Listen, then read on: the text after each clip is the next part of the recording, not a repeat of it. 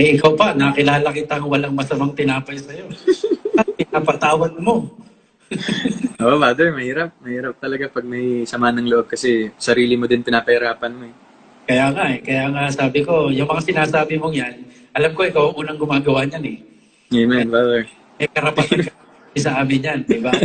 Tulong especially sa mga stuntman po natin, sa mga extras, sa utility, and all the other personnel po na nagtatrabaho sa likod ng camera. So itong fun run po na to, which is called Lights Camera Run, will happen on May 11 at the MOA Concert Grounds po. So for registrations, just look at my personal social media accounts at Alden Richard 02. Wow, let's go. So andun po yung QR code, and inaasahan ko po na makita-kita po tayo sa May 11 sana. So General Australia, maraming salamat po for this chance, and sa lahat po na nandito, congratulations guys, and it was nice, a pleasure meeting all of you. Thank you po. Sana makita tayo May 11. Hello Kathleen fans! So ito na nga, pag-uusapan natin ito na kung bakit si Sir Alden ang nararapat at saka dapat kay Ma'am Catherine or kay attorney mga kasembreros. Unang-una sa characteristics, nag-jive sila. No? Sabi nga ni Ma'am Ruby ay nagtutugma ang kanilang ugali. No? Hindi sila nagkakasalungat kundi nagja-jive at nagkakasundo mga kasembreros. Hindi naman sa pagmamayabang, pero si Sir Alden kasi is mabait, humble, businessman, family oriented, passion at advocacy driven, well-rounded, at higit po sa lahat ay maka-Diyos. No, isang example, isang great epitome mga kasembreros ng isang husband material. So saan kayo nakakitang isang lalaki na humble, na hindi ko pinagmamayabang Sir Alden, kasi kahit na siya man, hindi siya credit grabber. Kumbaga pa, ayaw niyang pinagyayabang at saka pinaglalantaran yung kanyang yung kung ano mga ugali na mabuti na meron siya. And nakita natin kung gaano kasaya si Ma'am Catherine nung promo ng Hello Love Again. Walang kapantay, walang paglagyan ng kanyang saya mga kasembreros. Unlike doon sa mga previous niya na movie na parang limitado ang kanyang kumbaga pa ang kanyang mga galaw mga kasembreros, and minsan may mga akto pang kumbaga pa susuntukin si Ma'am Catherine mga kasembreros. So si Alden lang po ang po pwede talaga na na kumbaga pa na maging partner ni Ma'am Catherine at wala na iba. And narinig ninyo na yung kanyang kumbaga pa kanyang pananaw when it comes to forgiveness ay nandun talaga, no, isang patunay na si Sir Alden po ay isang kumbaga pa taong good example talaga. So kaya lagi siya binibless, no, sabi dun ay kasi marunong siya magpatawad. So parang sabi nga niya na kung magpapatawad ka ay sarili mo mismo yung pinapalaya mo, at saka para rin yung sa sarili mo. Kasi kapag sabi nga ni Father na parang walang masamang tinapay sa kanya, although ito ay medyo matagal na video ito mga kasembreros, pero kakapukulutan kasi natin ng aral. So apart from it's a commandment from the Lord na tayo po ay magpatawad, and si Alden mismo ay alam yun kasi nga nagbabasa siya ng Biblia mga kasembreros. So alam natin na walang ibang kumaga pa fit, no? Hindi naman sa pang-down kina Doc Kenneth at saka kaya Sir DJ or Daniel Padilla mga kasembreros. Alright, so sa ating update, ito ay yung video ng kung saan si Sir Alden ay nasa Clark Air Base nga mga kasembreros, no? Tapos parang nagbigay siya ng encouraging words, pagpapasalamat din po sa mga tao doon. Tapos umikot sila dun sa parang field, no, oval field mga kasembreros, kasama ang kanyang tropa Pips. So talagang si Pops Alden kapag kapag meron siyang advocacy, talagang pinupush niya no matter what happens. So dito nagpasalamat siya sa stuntman, sa mga extras, sa utility, and tapos sa mga lahat ng personnel sa lahat sa fun run din niya, kasi marami ang nagiging part ng kanyang advocacy. So nagpasalamat siya dito, parang nag-promote din siya ng kanyang fun run sa wow, let's go, sabi niya dito mga kasembreros. So parang nag-invite din siya ng mga kabataan, no, yung sa estudyante ng Clark Air Base. Mga piloto rin yata ito sila. So nag-invite siya para sa kanyang fun run sa May 12 mga kasambreros after ng, or May 11 bago ang election po mga kasambreros. So sana po isuportahan natin kung trip lang po ninyo mga kasambreros talaga ang pagtakbo. And then ito, no, picture nila dun sa may mga source. Ngayon ko lang po nakita ito, no, picture na dun sa may shoot po ng Hello Love Again, kung saan ay real at saka true couple talaga ang caption dito mga kasambreros. Number 4647, no, kaya meron dito na number ng bahay.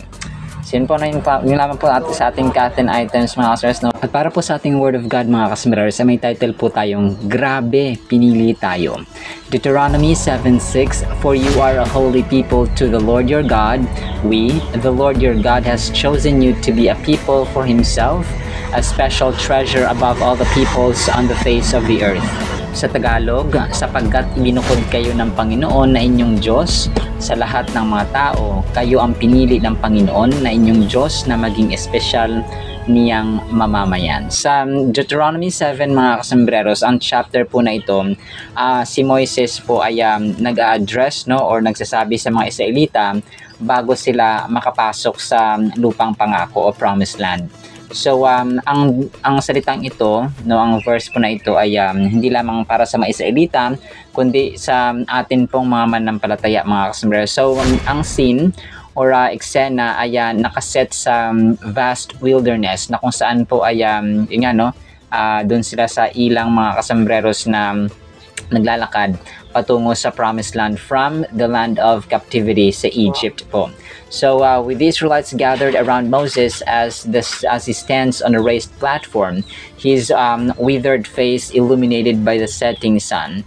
The air is filled with a sense of anticipation and reverence as the people listen intently to his words. So dahil siya nga ang leader ng mga Israelita, parang isang presidente, no? Parang isang mayor or governor na nagli-lead at saka nagsasalita sa kanyang mga tao or sa kanyang mga sakop mga kasambreros. Para sa atin, ano yung ibig sabihin nito mga kasambreros, no, sa present natin na situation or present generation? Unang-una, it calls us to recognize our identity in God. So ano nga ba yung identity natin, no?